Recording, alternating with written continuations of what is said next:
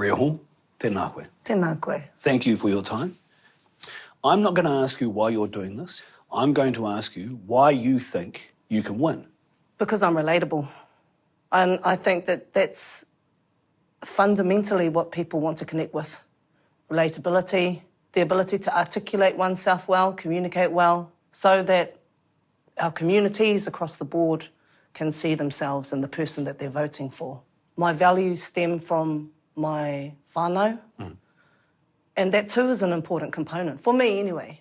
No matter what I do, and no matter where I travel or where I go, that the integrity and the values that I bring from the perspective of my own whānau, hapu and iwi, always travel well with me. Just because I'm inherently Māori, just because I present Māori, wahine moku kauai, doesn't mean that that isn't relatable to people of other ethnicities.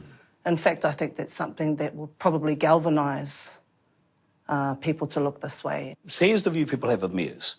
Old, male, white, conservative. Yeah. You're the complete antithesis of all of that, which leads people to suppose there's no way in Christendom you're going to win. But isn't that an exciting prospect? Yeah. That I'm the antithesis of everything that the status quo has provided. And has it worked? Has the status quo worked for Tauranga over the last few iterations of council? Has it ever worked, in fact, for Tauranga?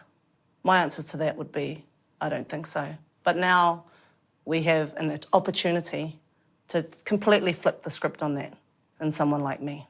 You can action the things that this beautiful city, this beautiful place needs, right? So here's a couple of things straight off the bat.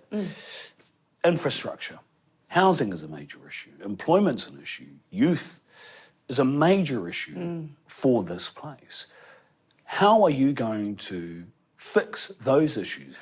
Well, I think a lot of the problem that has stemmed from not fixing those issues is that council hasn't listened properly to their constituents.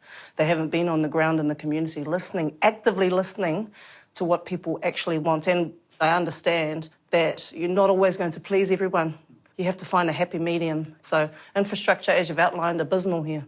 Town planning for this place didn't account for the fact that we are an expanding, ever-expanding city. Massive population growth. Huge population. Particularly Māori population. Absolutely. And you can understand why this place is beautiful. Yeah. People want to move here. They want to bring up their families here. And I'd like to think that we can continue to do that we can continue to attract people to Tauranga because this place offers so much. It offers opportunity, it offers diversity, it offers inclusivity, it offers all those beautiful kind of buffers that make this place beautiful and a livable city. So there's lots to work on. My job is to ensure that the people are heard and act on what the people want, because that's our role.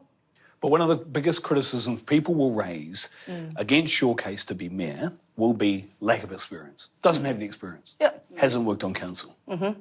What's your response? That's probably a good thing from my perspective because I'm not tainted by the old iterations of thinking that council has had previously. I come in with something dynamic, something fresh, a new way of doing things, a new way of moving. I would like to encourage people to take this as an opportunity, to have something that they've never had before in the way that we view leadership here in Tauranga, at the way that we position people here in Tauranga to make a difference. I feel like the time is now. And the time is upon us, which is why I threw my name into this kaupapa in the first place, because I knew that if there was going to be a time to bring about change in Tauranga, it was going to be at this election. And so, yeah, I put my hand up. There's also, of course, the issue that you'll have to face if you are successful, is that you will have to lead not just on behalf of this place, but also work with national government, a government that I think clearly you might have a view on. In terms of its Māori policy. Yeah. That's going to be tricky, isn't it? Yeah, I think it's probably going to be as tricky as you enable it to be for yourself. I think that at the core of what I have to do is to advocate. Advocate for Tauranga, advocate for our relationships with central government. So I feel like I'm already front-footing the ability to have central government communicate effectively with us and vice versa. Yeah, there'll be struggles along the way, no doubt, but I think a lot of that is to track it as we go.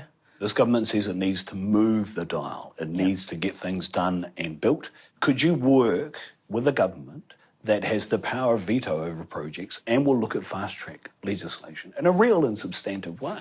Well, I want to get the job done here in the moana. There's a myriad of problems here, and I want to get the job done. That's at the top of mind. I want to ensure that our advocating from Tauranga to central government is heard loud and clear.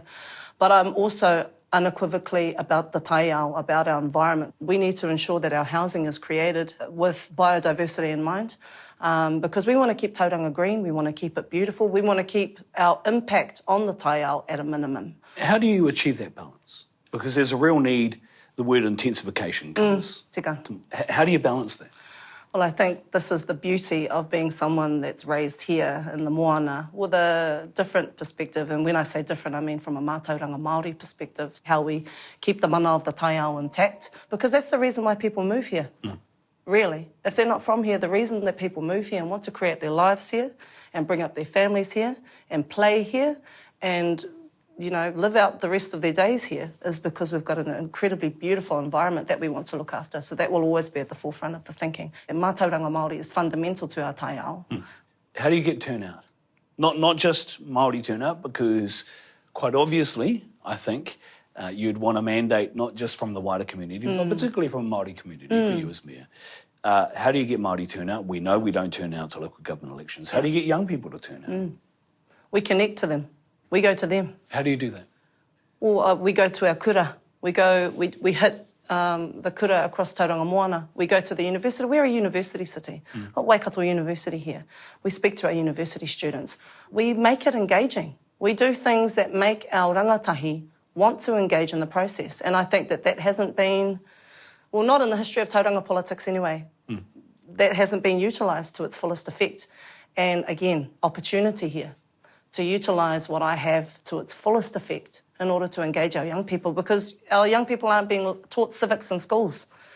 We need to, well, I'm in a position where I can encourage civic education, and I will. And I know the other kaitono Māori will as well.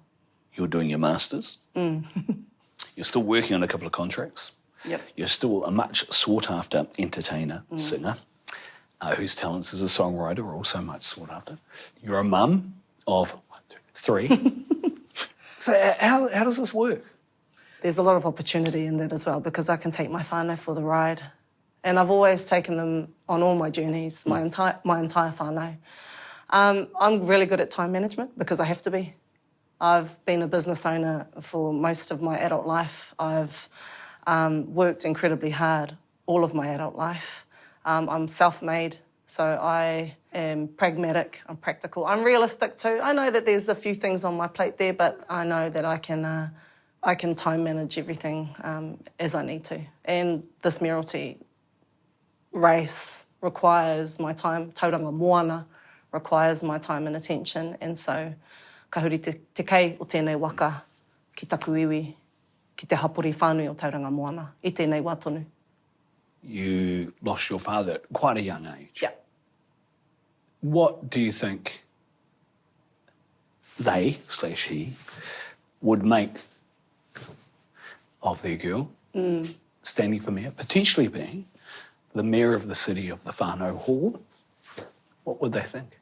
I don't think he could actually fathom that his baby, that he raised as a single father, would be contesting the mayoralty of Tauranga.